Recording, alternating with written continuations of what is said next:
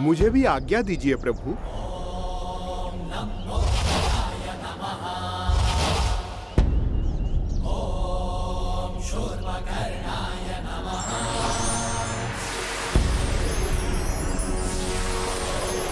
प्रभु, आपकी कृपा से तो मैं लोभ के विकार से रहित हो गया, किंतु मुझे ज्ञात नहीं भावी जीवन में मेरा उद्देश्य क्या होगा। मुझे उचित दिशा दिखाने की कृपा करें प्रभु। लोभासुर, तुम लोभ के विकार से प्रभावित होकर जो अधर्म युक्त आचरण करते थे, अब उसका त्याग कर अपने शेष जीवन को सदाचार और सत्कर्मों में लीन कर व्यतीत करो और लोभ के स्थान पर संपूर्ण संसार में संतुष्टि के भाव का विस्तार करो। जो आज्ञा प्रभु। अनुज गणेश, लोभासुर तो प्रभावीन हो गया, किंतु ममतासुर और कामासुर वो तो अभी शेष है, और उनसे उत्पन्न होने वाला भावी संकट भी। हाँ भैया, उन दोनों के भंडासुर में समाहित होकर उस महासुर की शक्ति में अपार वृद्धि करने के पूर्व हमारा उन दोनों को रोकना भी अनिवार्य है, और ये कार्य हमें शीघ्र करना होगा भैया। कामासुर। ज्ञानानंदमयं देवं निर्मल। प्रणाम प्रभु। प्रणाम प्रभु है ग्रीफ। कल्याण। गणेश जी, कामासुर सृष्टि से धर्म और सदाचार मिटाने पर आतुर है। जिस समय आप लोभासुर को विकार से मुक्त करने में व्यस्त थे, उसी अंतराल में अवसर का लाभ उठाकर कामासुर ने काम भावना के विकार का विस्तार आरंभ कर दिया था, और अब उसने समस्त जगत को उस विकार से ग्रस्त कर दिया है। सर्वत्र अपना प्रभाव स्थापित कर रहा है वो।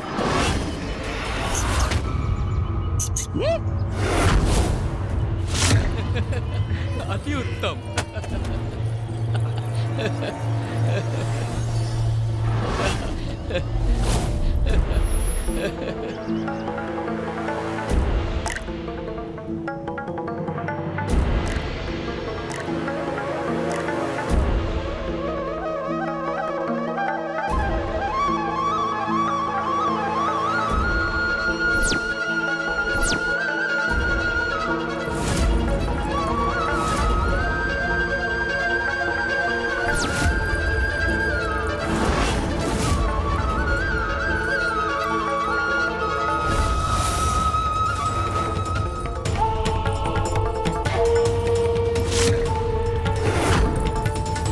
साधारण मनुष्य ही नहीं, वो तो देवताओं को भी अपने विकार के वश में कर रहा है, और उसके प्रभाव में आकर स्वयं देवराज इंद्र भी मर्यादा को भंग कर एक घोर अधर्म कर बैठे हैं। प्रभु, ऐसा क्या अधर्म हो गया देवराज इंद्र से?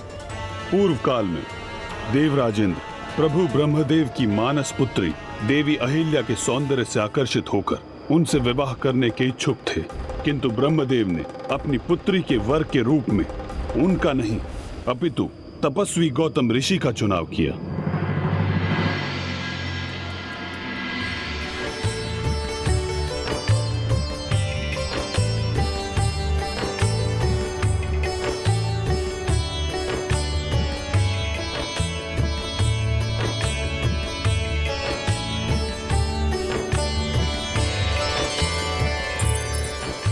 जब देवराज इंद्र कहीं प्रस्थान करते समय गौतम ऋषि के आश्रम के निकट पहुंचे, तब कामासुर को उनके मन में देवी अहिल्या के प्रति आकर्षण का आभास हुआ, जिसका लाभ उठाकर उस असुर ने देवराज को भी अपने विकार से प्रभावित कर दिया। देवी अहिल्या?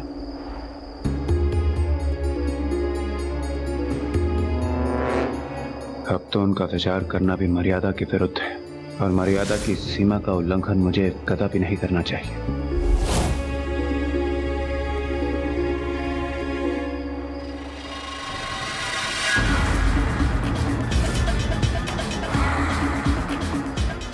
देवराज इंद्र, मेरे विकार की अपार शक्ति, विवेक का नाश कर मर्यादाओं को भंग करवाती है। और अब ठीक वैसा आपके साथ होने जा रहा है देवराज। पूर्व के आकर्षण की मात्र एक स्मृति ही पलक झपकते ही अनियंत्रित काम भावना में परिवर्तित होने वाली है।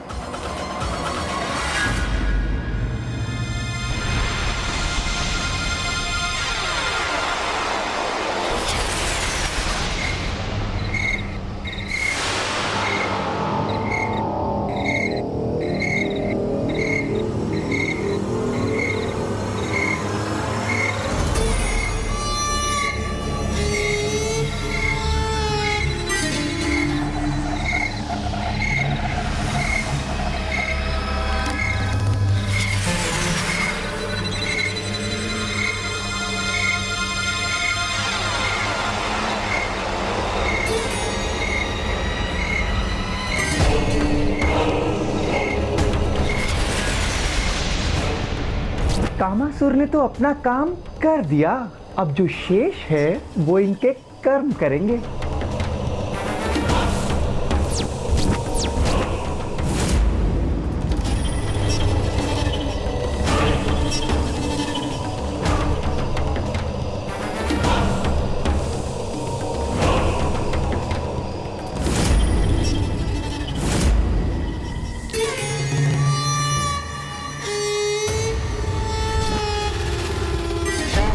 और फिर गौतम ऋषि के आश्रम के निकट पहुंचकर देवराज इंद्र ब्रह्म मुहूर्त तक गौतम ऋषि के वहां से प्रस्थान करने की प्रतीक्षा करते रहे।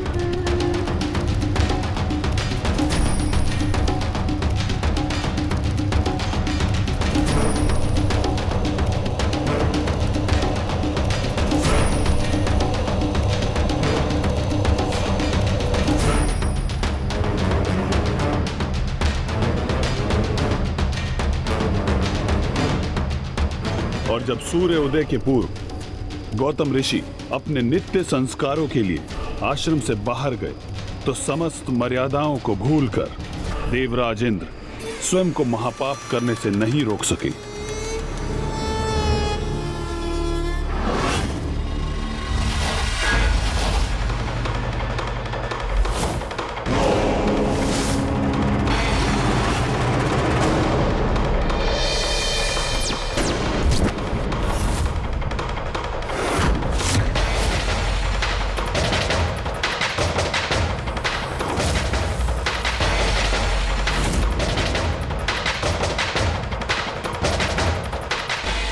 जब तक ऋषि गौतम अपनी कुटिया में लौटे तब तक बहुत विलंब हो चुका था।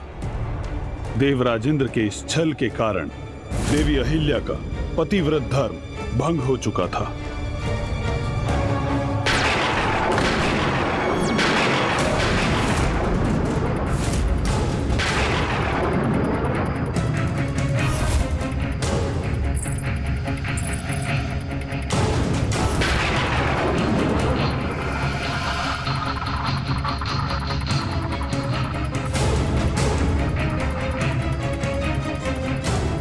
ये कैसे संभव है?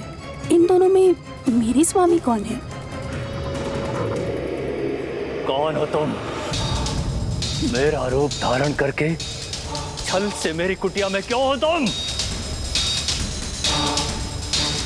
उत्तर दो, कौन हो तुम? अपना वास्तविक परिचय उजागर करो। मुझे ज्ञात तो हो कौन है वो अधर्मी, वो पापी जिसने इतना बड़ा घोर अपराध करने का दुस्साहस किया है।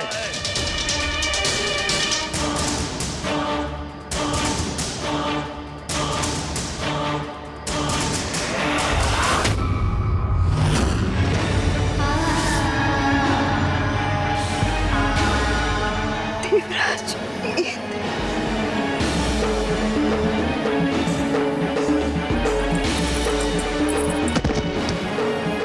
देवराज इंद्र, आपसे इतना बड़ा धर्म कैसे हो गया? मर्यादाओं का पालन करना, पराई स्त्री का सम्मान करना, छल कपट से दूर रहना, ये धर्म होता है देवताओं का। ये आप कैसे भूल गए देवराज? कैसे भूल गए देवराज? मेरा कार्य तो हो गया, अब आप भुगतिए देवराज इंद्र।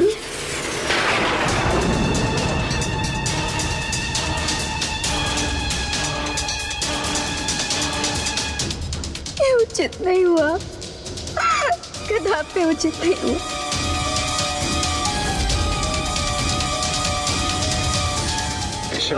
देवराज, देवराज,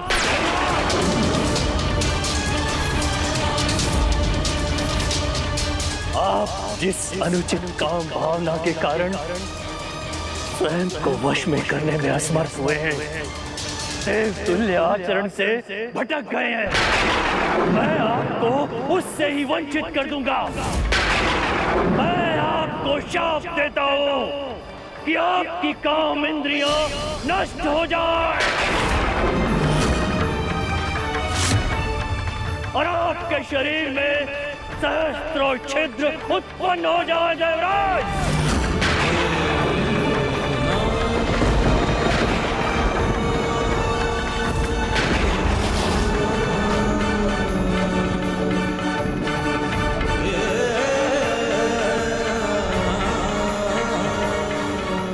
हे ऋषिवर, मुझसे ये जघन्य अपराध हो गया जिसके लिए मैं लज्जित हूं। मुझे ज्ञात नहीं मैं पथभ्रष्ट होकर स्वयं पर से अपना नियंत्रण कैसे खो बैठा। मुझ पर दया कीजिए ऋषि, मुझे क्षमा कर दीजिए, क्षमा कर दीजिए मुझे। बड़े से बड़ा अपराधी भी यदि सत्य निष्ठा से क्षमा याचना करे तो उसे क्षमा करना धर्म होता है। परंतु देवराज, आप आवेश में आकर अपना धर्म भूल गए, किंतु मैं अपना धर्म कदापि नहीं भूल सकता, कदापि नहीं। मैं आपको अपने शाप से मुक्त तो नहीं कर सकता, परंतु आपकी क्षमा याचना के कारण अपने शाप का प्रभाव कम अवश्य कर सकता हूं। देवराज, आपके शरीर में उत्पन्न छिद्र नेत्रों में परिवर्तित हो जाएंगे, जिससे आप अच्छाई, बुराई, उचित अनुचित को स्पष्ट रूप से देख पाएंगे और आपकी कामेंद्री एक अज कामेंद्री में परिवर्तित हो जाएगी, जो आपको सदैव आपके इस पशु आचरण का स्मरण दिलाती रहेगी देवराज।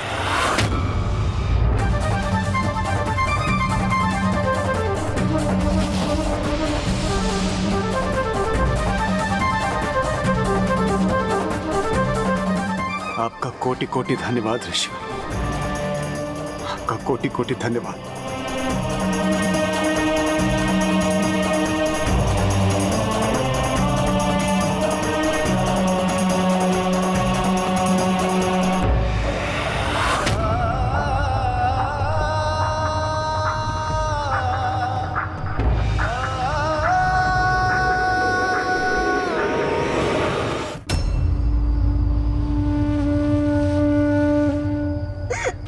क्षमा कर दीजिए स्वामी, हमें क्षमा कर दीजिए।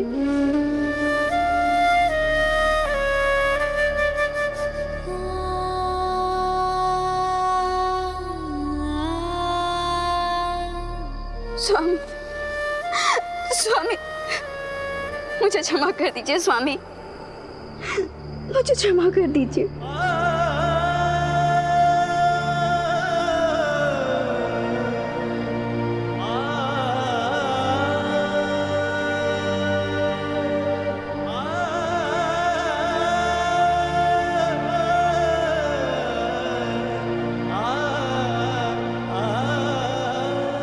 स्वामी, स्वामी, स्वामी, स्वामी रुकिए स्वामी, स्वामी आप कहाँ जा रहे हो स्वामी? मत जाइए स्वामी, इस प्रकार मुझे छोड़ के मत जाइए स्वामी। कहाँ जा रहे हो स्वामी? मुझे क्षमा कर दीजिए स्वामी।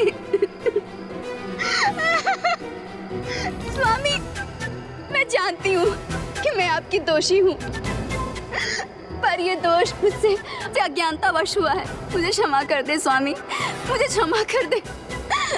देवराज इंद्र के छल ने जिस पाप में मुझे भागीदार होने को विवश किया, इसका इतना बड़ा दंड मत दीजिए स्वामी, मत दीजिए। मेरा परित्याग मत कीजिए स्वामी, मत कीजिए। मुझे क्षमा कर दीजिए स्वामी, मुझे क्षमा कर दीजिए स्वामी।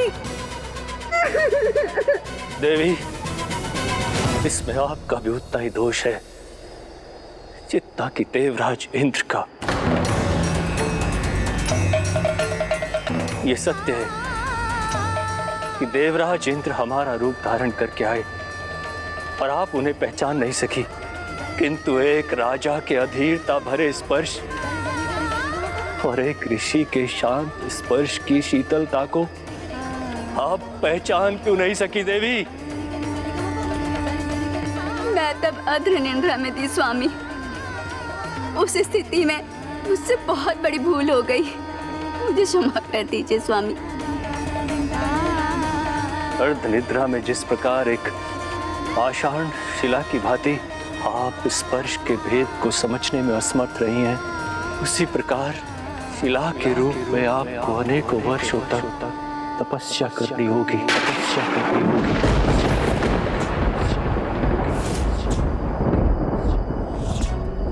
जब तक आप प्रभु नारायण के अवतार श्री राम के स्पर्श से पुनः पावन नहीं हो जाती।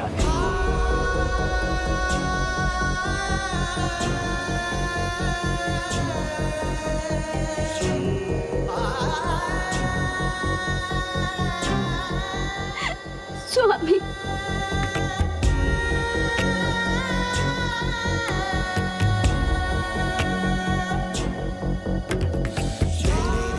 स्वामी नहीं स्वामी।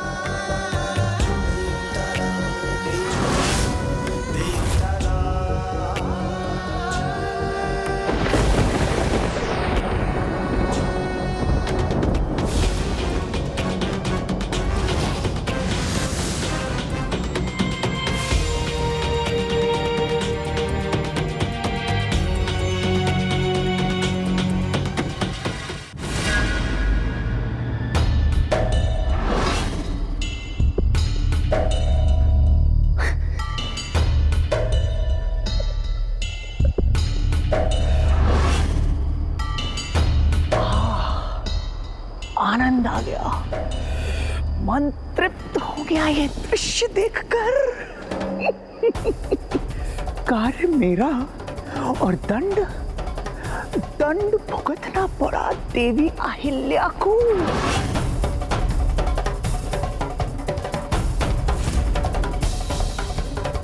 किंतु ये तो अभी आरंभ मात्र है, अभी तो बहुत कुछ शेष है। इस समस्त जगत में मेरे काम विकार का विस्तार इस जगत के सभी जीवों से ठीक ऐसा ही अनुचित आचरण करवाएगा, और तब हमारे महानायक भंडासुर अपनी तपस्या पूर्ण कर जागृत होंगे, और वे मेरी क्षमता के प्रमाण से इतने प्रभावित होंगे कि वे मुझे ही अपना सेनापति नियुक्त कर लेंगे।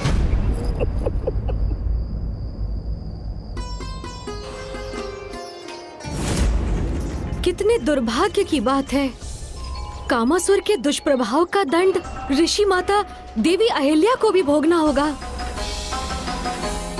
अपने स्वामी ऋषि गौतम और उनका भेष धर कर आए देवराज इंद्र के स्पर्श में भेद न कर पाने के कारण उन्हें भी शिला बनकर अनेक वर्षों तक मामा श्री प्रभु श्री नारायण के श्री राम अवतार की प्रतीक्षा करनी होगी।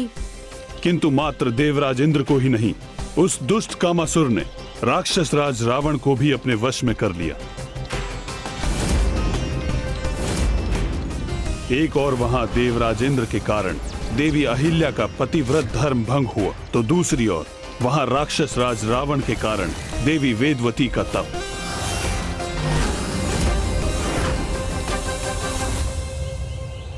माता वेदवती की तपस्या भंग करवा दी उस दशानन ने, जो वो अनंत काल से प्रभु श्री हरि नारायण को पति रूप में प्राप्त करने के लिए कर रही थी।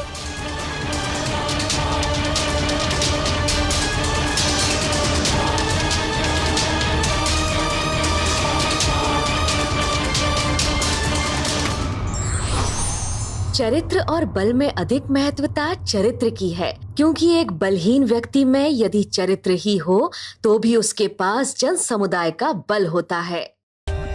For more updates, subscribe to our channel, click the show links and enjoy watching the videos.